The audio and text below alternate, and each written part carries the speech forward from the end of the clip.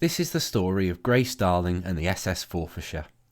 But before I start, I'd like to thank Dr. Erin Farley of the local history centre in Dundee, who's furnished me with some excellent newspaper articles. I'd also like to thank the good people of the Dundonian History for All group and the Hull and East Yorkshire History Forum, who also provided me with information for this story. Okay, here we go. I hope you enjoy it. The SS Forfarshire was built in Dundee in 1834 by a Thomas Adamson. It was powered by 3 boilers and 2 steam engines. Like many steamships of the time, it also carried masts with sails. At a cost of £20,000, the ship was owned by the Dundee and Hull Steam Packet Company and plied its trade between the Humber of Hull and the Tay of Dundee. The ship would carry a cargo of cloth, soaps and hardware. It also had the ability of accommodating horses with livestock. For the cost of £1.05, a main cabin would furnish the passenger with an elegant room, fitted with fine furniture, wooden panelling, gold-framed mirrors and gilt-edged china illustrated with the Forfarshire itself. 15 shillings would buy you a fore-cabin. These second-class passengers enjoyed quality fittings in their below-deck cabin. The deck passengers, however, after paying 7 shillings 6pence, would receive a benched area up on deck that contained some protection from the elements.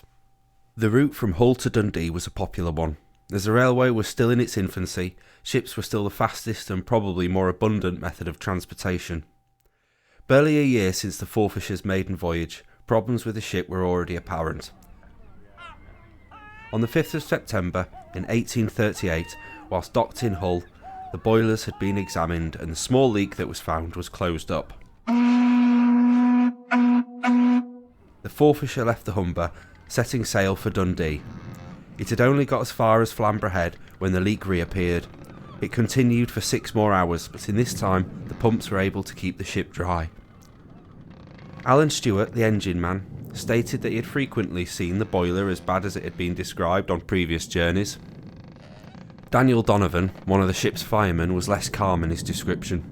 He stated that the leaks were considerable, to the point that the boilers were extinguished, needing to be relit after repairs.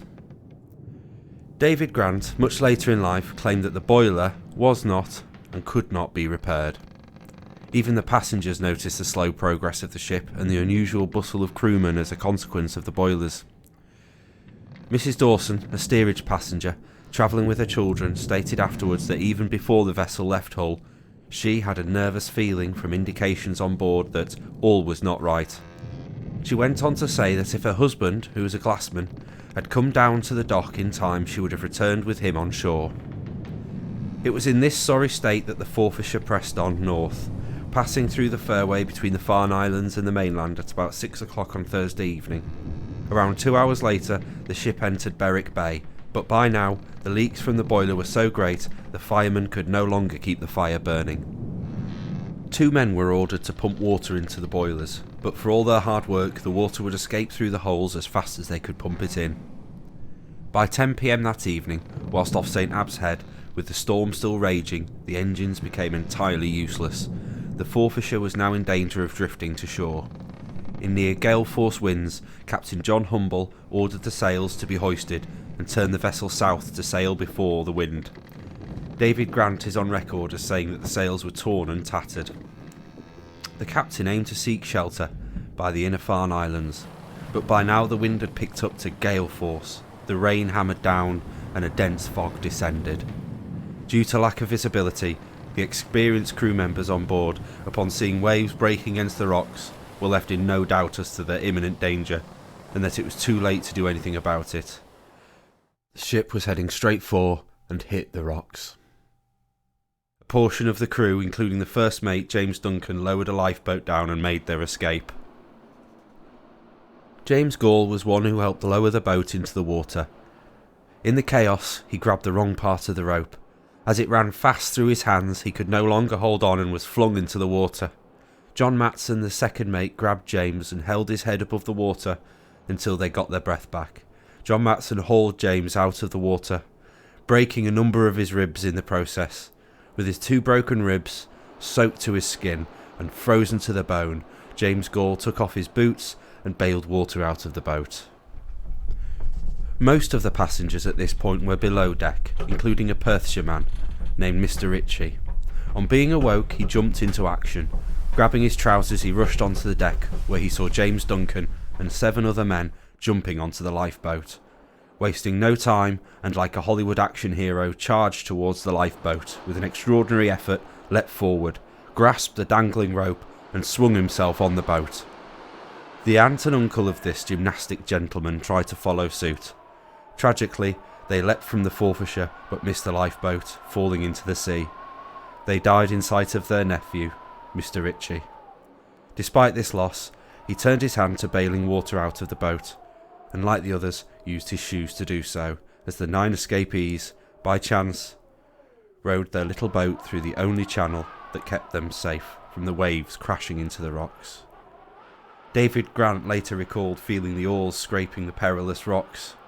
He said Mr. Duncan shouted, "Now lads, we have not much chance of our lives, but if any of you survive, you will be able to tell where and when this happened."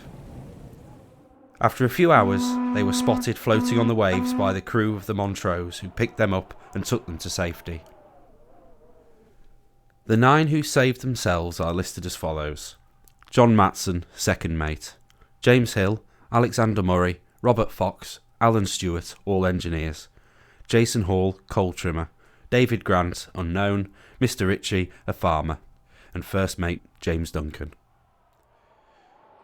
James Gall later recalls looking back at the wreck of the Forfarshire, which before his very eyes was dashed against the rocks of Longstone Island. It was a second and fatal blow. The rear half of the ship was dragged into a notorious fast-flowing current called the Piper Gut. It sank almost immediately, taking the lives of all clinging on for dear life, approximately 40 people in total. The remaining passengers and crew clung on to the railings of the front half of the ship, which was currently teetering on Big Harker Rock. The storm was unrelenting, and the waves crashed continuously onto the wreckage, sweeping Captain Humble and his wife overboard into their watery graves. There was by now 15 people clinging to the wreckage. Worried about the stability of the wreck, they scrambled onto Big Harker Rock. It was on the rock, suffering severely from cold and exhaustion, clothes tattered and torn, with waves still washing over them, that their terrified cries were heard over the roar of the storm by the lighthouse keeper's daughter. Grace Darling had spent her whole life living in a lighthouse. Her father William taught her reading, writing and maths, along with other subjects such as history and geography. With her sisters she had learnt to knit, spin, sew and cook. She would help look after the lighthouse, often spotted waving to passing ships from the top of the lighthouse, and sometimes accompanied her father out on the boat. By 7 in the morning, Grace could make out survivors moving on Harker Rock, and so set off in the dangerous waters with her father William. On arriving at the rock, they found 9 of the 15 who had been clinging on to be alive. 4 people had been swept to sea, and tragically, Mrs. Dawson was clutching her 2 pale and lifeless children. William Darling climbed onto the rock and helped Mrs. Dawson and 3 crew members onto the lifeboat. There was not enough room for everyone. All the while, Grace, with oars in hand, used her skill, strength and determination to keep the boat off the rocks, but close enough to allow survivors to climb aboard. Despite fighting against the wind and waves, Grace and her father rowed the first group back to safety of the lighthouse. William and the strongest 2 of the rescued crew rowed back out to the storm and rescued the remaining survivors. Grace and William tended to the 9 survivors in the lighthouse, no doubt preparing food, beds and dry clothes. At some point that morning, they were all surprised by 7 men bursting in through the front door. They were a volunteer crew from Sea Houses who launched after the wreck of the Forfarshire was spotted when the fog began to lift at around 6 a.m. The crew, which included Grace's brother, William, arrived at Harker Rock only to find 3 dead bodies. One was a figure dressed all in black. He was the Reverend John Robb of Dunkeld. The other 2 were a boy, James, and a girl, Matilda, the children of Mrs. Dawson. The Sea Houses crew, believing it was too dangerous for a rescue to have taken place, and too dangerous to make it back to the mainland, sought refuge in the Longstone Lighthouse. Seeing a rescue had taken place and the lighthouse full, They took shelter in a derelict building.